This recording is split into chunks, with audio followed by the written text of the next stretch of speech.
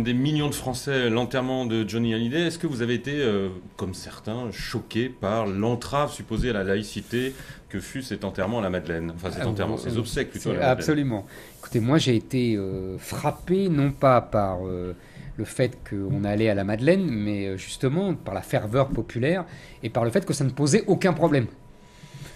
Après tout, je me suis dit que la Madeleine, c'était ça. Ça avait été édifié par Napoléon justement pour réconcilier les deux France après la Révolution. Dans cet esprit-là. Il l'avait fait pour ça. Donc ça marche pas si mal. Mais vous avez entendu, comme moi, Jean-Luc Mélenchon s'agacer, surtout que cet événement a eu lieu exactement à la date, au mois de décembre, comme cette loi de séparation de l'Église et de l'État de décembre 1905. Est-ce que vous lui donnez quand même raison sur cette idée qu'on a quand même un peu mélangé des choses religieuses et des choses d'État avec le président de la République qui vient à la Madeleine, je vais lui donner quasiment presque sur le point de se signer devant mais le tout cercueil. À fait, mais moi ça m'aurait pas choqué qu'il agite le goupillon sur le cercueil. Ça m'aurait pas choqué. Emmanuel Macron est catholique, il a bien le droit d'être catholique. Le général de Gaulle priait à l'église. Il ne communiait pas quand il était président de la République. Vous voyez les nuances. Et il a fait le discours sur le parvis et non pas dans l'église. Donc la séparation du temporel et du spirituel a bien été respectée. En fait, ce qui est intéressant, c'est que Mélenchon se réfère à une tradition politique qui n'est pas celle de la loi de 1905, mais qui en revanche a déjà agité les débats au moment du vote de cette loi. D'un côté, je vais faire vite, d'un côté il y avait Briand et Jaurès qui disaient il faut séparer l'Église et l'État, le temporel et le spirituel, mais il ne faut pas déchristianiser la société. Jaurès avait une formule, cette loi est révolutionnaire, elle n'est pas schismatique. Bon. Et on avait l'extrême gauche, qui est l'ancêtre de Mélenchon, qui disait il faut aller plus loin, il faut déchristianiser la société. Il faut éteindre les lumières dans le ciel. La fameuse formule de Viviani, le socialiste. Mélenchon, c'est ça. C'est l'héritier de... C'est l'héritier de ça. Sauf qu'il ne comprend pas deux choses. Il fait semblant de ne pas comprendre. Il ne fait semblant de ne pas comprendre que le problème du pouvoir temporel de l'Église est révolu. Ça fait rire tout le monde aujourd'hui. Pouvoir temporel de l'Église. On n'est plus au Louis XIV, on n'est même pas en 1900. Bon, donc c'est terminé. Et ça, si vous voulez mettre une claque à l'Église aujourd'hui, c'est la fameuse expression de Karl Marx que j'aime beaucoup, c'est mettre une claque à sa grand-mère. Donc ça, Mélenchon, il met une claque à sa grand-mère. En revanche, là, quand il a un fils turbulent comme l'islam, qui lui n'a jamais connu la séparation entre le temporel et le spirituel, c'est pas dans sa civilisation, c'est pas dans son histoire. Il ne l'a jamais connu. Là, effectivement, il ne le voit pas, Mélenchon. Il voit plus le problème de la laïcité. Il faut dire que une grosse partie de ses électeurs vient des gens de cette confession. Mais vous n'avez pas le sentiment qu'on a quand même plus de tolérance pour des manifestations de la religion chrétienne par des figures de l'État que on est plus tolérant avec ces manifestations-là qu'avec des manifestations de l'islam quand il y a des prières dans la rue. Là, il y a quand même ça n'a rien à voir. Là, c'était dans une église. Les gens, ils n'ont pas prié dans la rue. La laïcité, c'est la séparation du temporel et spirituel, je l'ai dit. Mais c'est aussi la séparation, en France en tout cas, du public et du privé. Vous savez, c'est la fameuse phrase, on disait juif dans la rue, juif à la maison, français dans la rue. Phrase célèbre. C'est ça la laïcité. Donc on est musulman, en l'occurrence, chez soi. On ne prie pas dans la rue. Là, c'est une preuve vraiment, une offense faite à la laïcité et faite à la séparation de la religion et de l'espace public. C'est comme tous les vêtements ostensiblement religieux qu'arborent certains fidèles de l'islam. Ça, pour moi, c'est une offense à la laïcité. Mais en fait, c'est plus un problème d'assimilation que de laïcité. C'est-à-dire ? C'est-à-dire que la laïcité, on le voit, on l'a vu à la Madeleine, ça fonctionne très bien.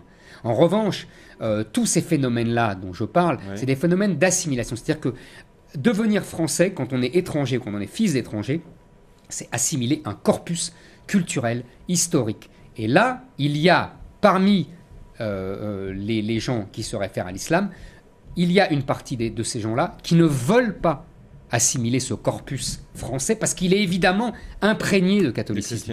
Et oui, c'est toute la discussion, mais on n'arrive pas à la voir, alors on préfère parler de laïcité. Qui, je crois, n'est pas terminée. Voilà. Merci beaucoup, Éric. Zemmour. Bonjour. Dans la chronique de cette semaine du Figaro Magazine, vous parlez des djihadistes qui reviennent en France, et selon vous, il y a une espèce de peur de l'État français et de la justice par rapport à ces djihadistes, mais on n'a pas peur d'eux parce qu'ils sont dangereux, on aurait peur de les juger. C'est-à-dire que ce qui me frappe beaucoup, c'est le contexte. Ils rentrent, Déjà, on est étonné qu'ils rentrent.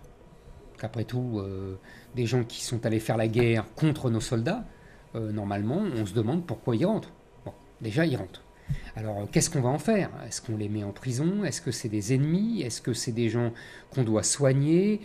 On sent un grand désarroi, en vérité, des autorités et de la France face à ces ennemis de l'intérieur qu'on ne veut pas reconnaître comme des ennemis. Votre thèse, c'est que on n'a pas envie d'être en guerre. On dit qu'on l'est, mais on préfère être du côté des victimes, ou bien des victimes des attentats, ou bien de ces radicalisés qui en fait seraient presque des malades et donc en quelque sorte des victimes aussi. Vous savez, j'étais pas le premier à le dire. Aujourd'hui, c'est le culte de la victime. Ça fait des années que c'est comme ça. Tout le monde veut être victime. On veut être tous victimes et personne ne veut être bourreau. Personne ne veut être un héros. Exactement, parce que personne ne veut être bourreau. Parce qu'on a transformé tous les héros en bourreaux. C'est tout le travail, mais on ne va pas revenir sur cette discussion depuis des années. Et donc, si tout le monde est victime, évidemment, même les djihadistes sont victimes. Même Abdelkader Merah est victime, même la mère de Merah est victime, tout le monde est victime. Même Merah, à la limite, est victime. Puisqu'il a certes massacré des enfants parce qu'ils étaient juifs ou des soldats français parce qu'ils étaient musulmans, mais lui aussi c'est une victime de sa condition, de son origine, de ses discriminations, etc. Vous voyez, c'est un contexte général et qui nous saute au visage aujourd'hui et on ne sait pas quoi faire de toutes ces victimes qui n'en sont pas.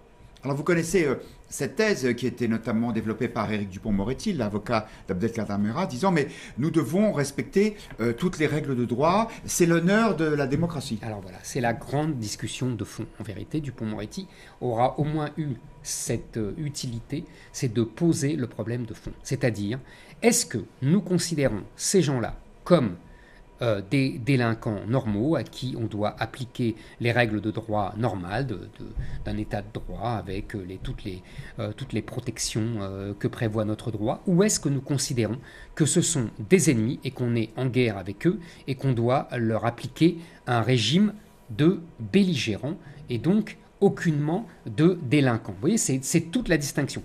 Et Dupond-Moretti et les autres, il n'est pas tout seul à dire ça, nous disent plus, ils nous disent en fait, toute la stratégie de Daesh et de ses djihadistes, c'est de nous obliger à sortir de nos règles de droit et de montrer qu'en fait, nous ne sommes pas des démocraties. Je n'y crois pas du tout.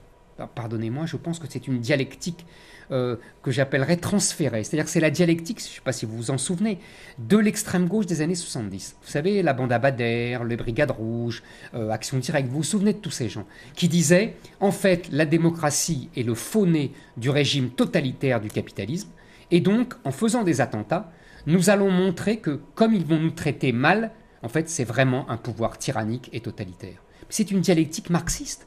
C'est une dialectique complètement désuète, c'est pas la dialectique des djihadistes. Les djihadistes, eux, ils sont beaucoup plus simples. Ils tuent pour tuer, ils tuent pour effrayer et pour affaiblir et pour montrer la faiblesse de l'ennemi. Alors, dans ce cas-là, soit on montre qu'on est faible, c'est exactement ce qu'ils attendent, contrairement à ce que nous disent nos subtiles exégètes du droit, ou alors, c'est ce qu'on fait, on continue à montrer notre faiblesse en respectant scrupuleusement nos principes de droit et même, je dirais, en respectant nos valeurs d'une civilisation douce, féminine, qui a tout à fait sa grandeur en temps de paix, mais qui en temps de guerre montre une faiblesse coupable. Merci Éric Zemmour. Les nationalistes à l'Assemblée corse ne semblent pas inquiétés à Paris, comme s'il y avait une espèce de folklore dans cette langue corse, cette nation revendiquée. Mais pour vous, c'est tout sauf anecdotique. C'est-à-dire que c'est très étonnant, effectivement, vous avez raison, la réaction et du pouvoir, et des politiques, et même des médias. Vous aurez remarqué une espèce d'unanimité bienveillante. Oui, c'est pas grave. En plus, ils se disent plus nationalistes, ils se disent autonomistes. Donc c'est extraordinaire. En France, on change un mot et tout a changé. Ils ont déposé les armes, certes. Ils ne parlent plus de faire des attentats et donc tout va bien. Et il me semble, moi, que rien n'a changé en vérité. Monsieur Gilles Simeoni parle toujours de peuple corse. Et si les mots ont un sens, c'est un peuple corse. Il ne peut pas y avoir de peuple français. Ils ne sont pas membres du peuple français. Donc là, il y a une divergence fondamentale qui fonde d'ailleurs leur projet nationaliste. Mais peut-être que s'il n'y a pas d'inquiétude, c'est parce qu'on se dit ils n'iront pas jusqu'à demander l'indépendance, ne serait-ce qu'à cause du lien économique ou du besoin d'argent public qui lie la Corse à la France. Alors moi je pense qu'il y a deux choses. La première, c'est que la Catalogne a ridiculisé pour un temps toutes les revendications indépendantistes. Et d'ailleurs, les dirigeants nationalistes corses en ont tout à fait conscience, puisqu'ils ont pris soin de dire « mais nous, on veut pas la Catalogne, nous, on veut la Sardaigne ». Ce qui est une embrouille très drôle, parce que la Sardaigne, d'abord, tout le monde s'en fout, personne ne sait ce qui se passe en Sardaigne. Et deuxièmement, la Sardaigne, c'est un statut très autonomiste qui était celui de la Catalogne il y a 20 ans.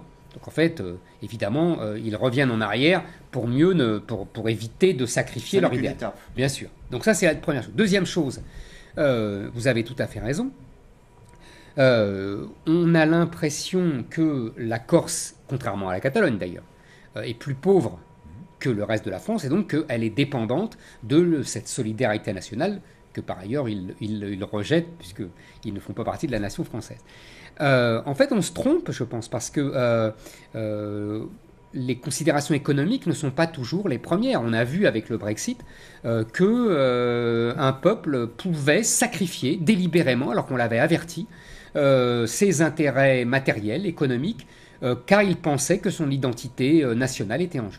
Vous parlez d'identité. Selon vous, la dimension identitaire, elle est forte dans le vote corse? Moi, je pense qu'elle n'est pas forte, elle est essentielle. C'est-à-dire, vous le savez bien, les mêmes Corses qui donnent la majorité aux nationalistes aux élections locales donnent la première place à Marine Le Pen. On pourrait y voir une contradiction fondamentale, puisque Marine Le Pen défend le vieux projet jacobin traditionnel. Donc c'est une contradiction, mais en fait c'est une grande cohérence. C'est parce que les mêmes Corses veulent défendre l'identité corse et l'identité française, qui est beaucoup plus proche que les nationalistes ne le disent, contre un islam irrédentiste qui s'étend dans l'espace public, qui veut s'imposer dans l'espace public, comme on l'a vu les querelles de l'été 2016 autour du burkini sur les plages. En fait, c'est le même vote. C'est un vote, que ça soit pour les nationalistes ou pour Marine Le Pen à la présidentielle, c'est pas un vote nationaliste, c'est pas un vote même autonomie, c'est un vote identitaire. Et les nationalistes sont regardés par les Corses comme ceux qui défendent le mieux l'identité corse et française contre l'islam.